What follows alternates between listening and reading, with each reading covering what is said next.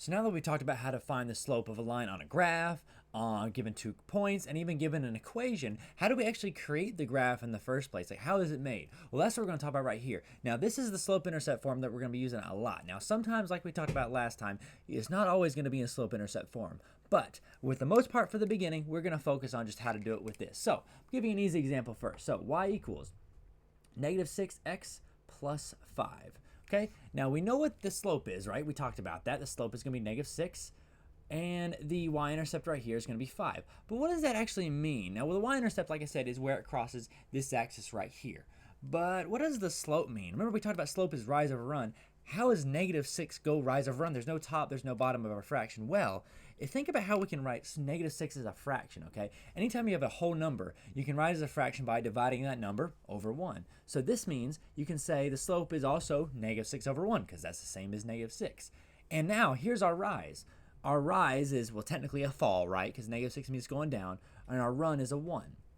So this is kind of how we rewrite things with whole numbers, okay? Now let's actually go about graphing this. It's pretty straightforward, but it takes a second for us to get across, okay? So first of all, my y-intercept is at 5. So I'm going to go to 5 on the y-axis, okay? So 1, 2, 3, 4, 5, right here. I'm going to put a little dot right here. I'm going to put kind of a big dot right here just so you can see it, okay? Big dot. All right, so there's our y-intercept right there. Now, how do we do our slope? Well, just like we did before, we converted it into a fraction. We did rise over run. So now this is a negative 6. That means it goes down 6 and right 1, okay? So I'm going to start at this little point right here, okay? We'll go down 6. 1, 2, 3, 4, 5, 6. Right on the x-axis right here, okay? Right on the x-axis right here. And then it goes right 1 right here, okay? So there's our other point right here. I'm going to make that really thick. And so literally that is our 2 points of our graph. So I'm just going to connect those 2 points. A big, really high slope, okay? We talked about the higher slope it is, the harder it is to get down, right? So this is a huge slope. That's literally all you have to do. If it's a whole number, you got to write it like a fraction and then go from there.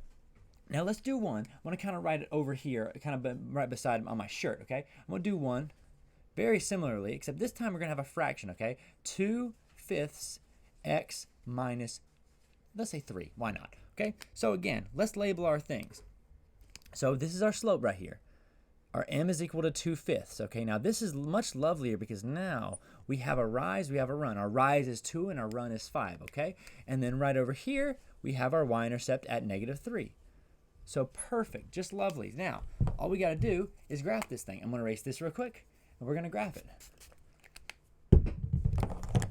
So all we have to do, I always start with the y-intercept first. Why do I do that? Well, because that way I can kind of get a starting point for our graph, okay? And then I count based off of that.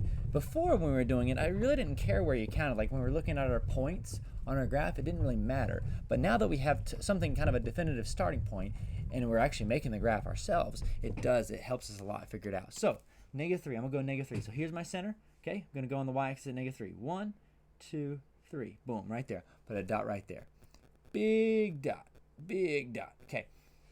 Now what do I have to do? Now the rise over run, that's the slope. It's 2 over 5. So it rises 2 and goes to the right 5, okay? So rises 2. 1, hold on. 1, 2, then it goes to the right 5. I'm going to have to reposition myself here so I can now see my pen.